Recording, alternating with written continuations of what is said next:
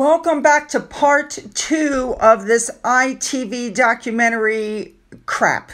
Because quite frankly, I don't know what else to say. So let's jump in. And don't forget, I want your comments at the end on this video. Okay? All right, let's go. Everything Harry does, according to him, is a selfless act of service, although he's the only one who benefits from it. Anyway, the point is, it was William who found the phone hacking, and it was William that got a settlement of over £1 million, whereas Harry is just kicking his heels. Now, I want to point a few things out to you that you may not be aware of. Stick with me. First of all, this entire story is over 20 years old. Newspapers have been shut down.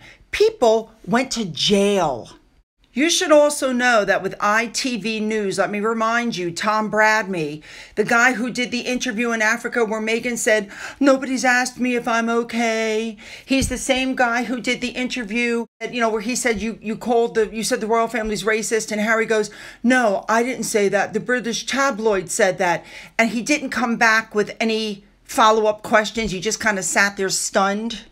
Let's also remember that it was Carolyn McCall, the chief executive officer of ITV, that Meghan Markle contacted personally to complain about Piers Morgan to try to get him fired because Piers dared to say that Meghan was a liar in the Oprah show, which of course we found out later on she was.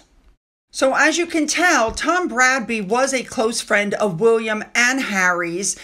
He helped William uncover the hacking, but William became so annoyed with Tom giving Harry all these ridiculous interviews that he totally cut off their friendship and ended it.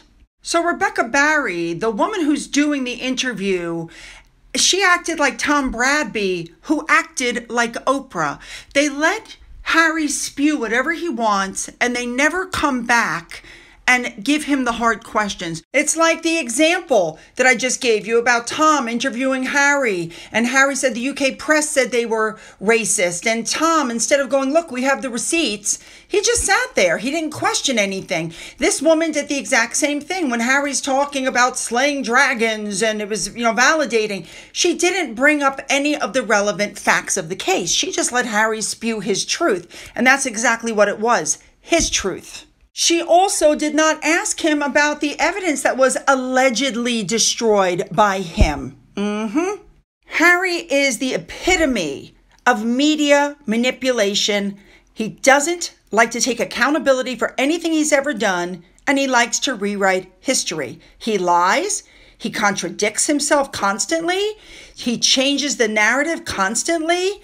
He tries to censor when he doesn't like what's being said about him. That's what's really going on. He and Meghan don't like it when they get criticized. That's why he joined the Aspen Institute to try to get control of that. That's why he said our First Amendment was bonkers.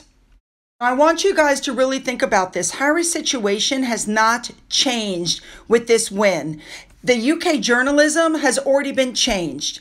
The offending newspapers have already been shut down. So other than the PR, absolutely nothing has changed. Here's my honest thoughts about the whole thing, especially when it comes to Chelsea Davy. He was horrible towards her. He cheated on her. Anytime she wasn't around, he had other women in his lap. He treated her badly, and that's why she left him. But he honestly thought that that was his soulmate, and that is who he was going to marry. And it came out in the court papers that Chelsea was the love of his life. And he lost Chelsea, and he's trying to blame that on the phone hacking instead of taking responsibility of his behavior towards her when he was dating her. It was William that took the steps to close down a newspaper and put people in jail. Because of William, he got a settlement, which he then donated to the Endeavor Fund, which was split in half with Harry. But nobody says anything about that, okay?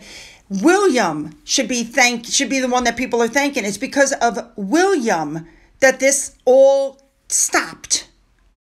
I believe the entire point of this interview was to try to make people believe that the UK media are still behaving as they did 30 years ago.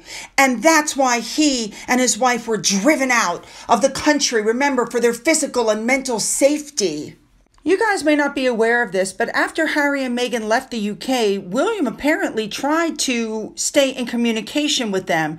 But then when the Oprah show happened, William went ahead and severed ties because he didn't want any further breaches of information. And then, of course, when the Netflix came out and Spare and Endgame and Finding Freedom, when all of that came out, it just proved to William that what he had done was absolutely correct because Harry continued to invade the privacy of all of his friends and family.